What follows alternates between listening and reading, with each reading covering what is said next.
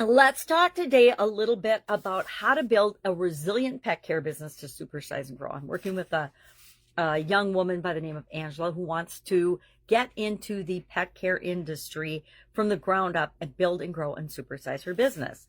Now, Angela's not her real name because she doesn't want me to share what we're working on with her, but she said I can share some of the details of what's coming out of our relationship and me consulting with her and helping her do this. We've done some research in the pet care industry, and it's actually going to be a $269.9 billion industry by next year. And so there's a lot of room for people to come in and out of that industry. The first thing we need to do whenever we're starting a new business and we're trying to build resiliency into her business from the ground up to make sure she's got the processes, the systems, the framework, the models to make sure that as she grows and scales, her business will continue to thrive. So what are some of the ways we do that? Well, first and foremost, we do our homework. We research the industry. We research different niches that she can possibly work on and go into that would be best for her, that are a match for her core values and how she wants to show up in the industry. What's existing in the industry already, where there are holes, because guess what? Every single industry out there has needs and holes because everything's always changing. So there's always opportunities in any industry you want to get into, no matter how competitive or how cluttered it seems. There's always room for your unique perspective and gifts to shine in that particular industry. She's an animal lover, of course, and wants to make her mark and make the world a better place by providing good pet care and animal type related business. So we do a SWOT analysis then that show her strengths, weaknesses, opportunities, and threats. Does she have a team, or does she have people in different areas of expertise that can help her to build and grow and supersize her business? And we're building that team, right? Most of us get an idea and want to start a business, but we know we can't do it all on our own. So what do?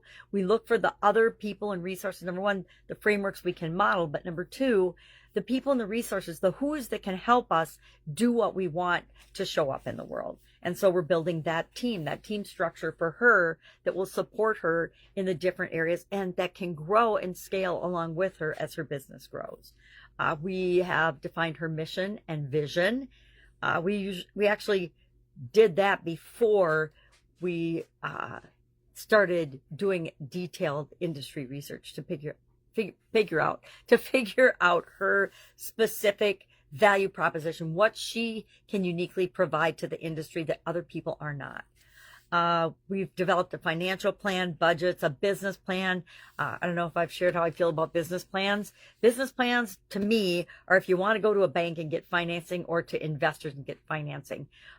She has her own nest egg set aside to start and carry her business through for a while. And she's got some partners that will financially support her in her endeavors as she gets growing and going. But again, like anything else, to me, a business plan or a budget, it's wrong as soon as you create it, right? As soon as you put it on the piece of paper, you know your business plan isn't going to be what you follow exactly. But it's great to have a map or a guideline to get started with. I need a magnifying glass. I don't know why I'm trying to do this without it. We're working on her unique brand identity and what that needs to be in order to attract her ideal clients. Not just for the near term, but for the long term. We're building in processes and systems and documenting them, and we review them on a regular basis. Whenever anything changes, we review those documents and say, does this still make sense? Is this what we're doing? How are we doing it? I've learned a long, long time ago in the manufacturing industry that you got to document your processes because things change all the time. People come and go in and out of our businesses and our lives, and we want to make sure that the knowledge and the wisdom that we've acquired and the way we do things is captured and documented and can continually improve and perpetuate for the life of our business, not just when certain people are involved in the business. When I grew up in corporate America and in my early businesses, there was this knowledge thing where people would hoard their knowledge and information and not want to share it. And the way we got over that was saying, all right, we document all of our processes. This is how we hire. This is how we let people go. This is how we train people. This is how we find new customers. This is how we market. This is how we sell. Every function in the business needs to be documented. Of course, this is just in my humble opinion, but I'll tell you what, the businesses that I work with that are willing to document and write down what they do and how they do it, it gives us a way to look at, understand, look for holes in those processes, and then fill those holes so that we're continually improving them. That is what helps to create a resilient business. And we're also building ongoing market research, ongoing customer feedback systems, so we can get the feedback from our customers, our ideal customers, and make sure that we're learning the lessons that we need to learn, changing and tweaking the things we need to tweak so that we can serve our ideal customers better. Because guess what? They're the ones that become our brand advocates and help to share our brand with other people. We are mapping out again our customer service processes, how we handle and interact with, engage with our customers. We've mapped out training and development for the different roles in the organization. The first thing that we've done is map out the vision and mission and purpose and principles and core values of the business, because that's the first thing we share with anyone that we think about bringing onto her team.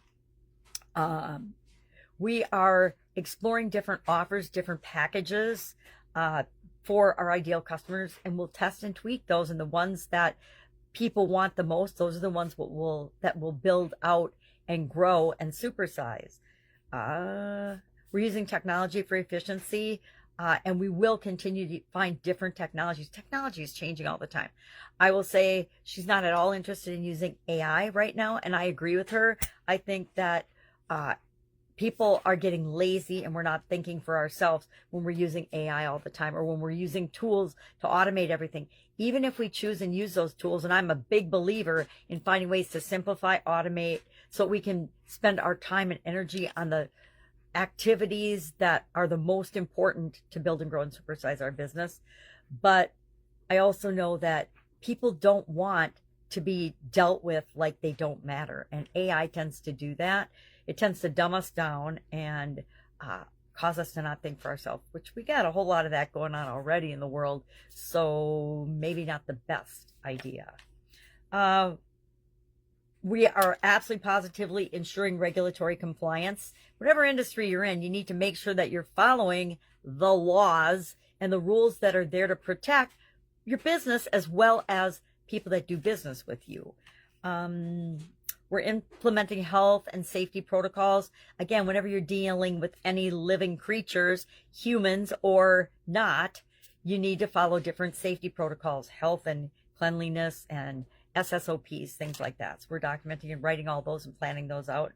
And then we're actually mapping out the strategy that she wants to use to grow and build and scale her business. We're doing that right from the very beginning so that she has a map to follow as she grows and supersizes and scales her business.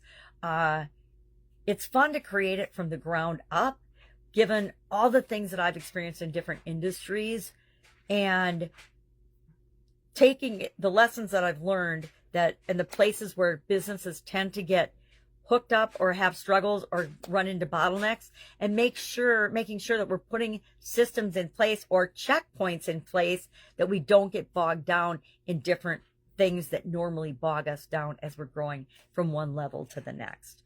Depending on the size of your business, depends on the challenges and the problems that we generally face as we go through those different levels.